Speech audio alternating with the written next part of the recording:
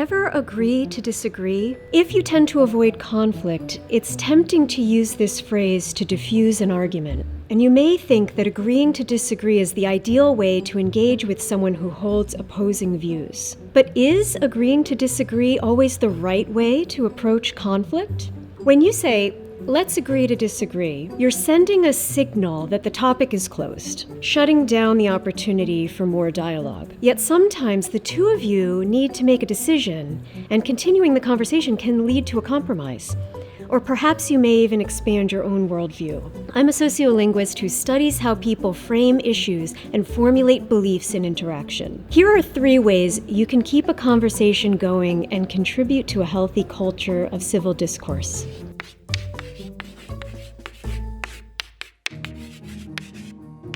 So first, show that you're curious.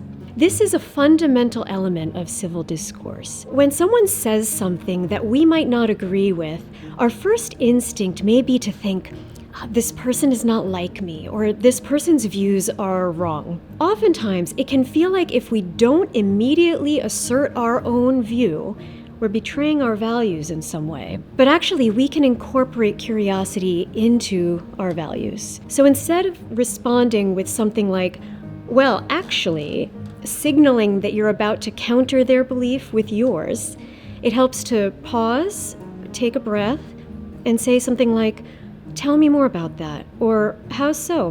Because when you signal your curiosity in an interaction, you allow someone to keep talking and you can perhaps better understand where they're coming from. Because it's important to remember that people come to a conversation like this with life experiences that have shaped what they believe. So maybe they're scared. Maybe they know someone who's been personally affected by the issue you're discussing. Being curious doesn't mean you endorse what someone is saying, but it does mean that you're willing to listen and see another person as a human being just like you. Second, use your body. So you probably already use body language and verbal cues without thinking about it. Those slight head nods and or oh are all important in healthy conversation because these paralinguistic cues make up what we sociolinguists call backchanneling. So the norms of backchanneling can differ between cultures, but cues like these work to regulate the turn-taking flow of a conversation. So when you use these cues, you're signaling to the speaker, "I'm with you. I'm not taking a turn to speak right now. You keep going." Backchanneling contributes to an exchange of ideas rooted in listening instead of fighting to be heard.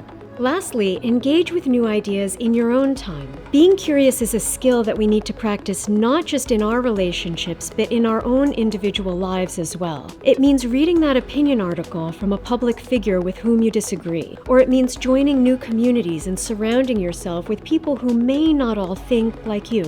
Having difficult conversations on polarizing subjects can be hard, but let's agree to reconsider agreeing to disagree. You might just learn something new and grow in unexpected ways.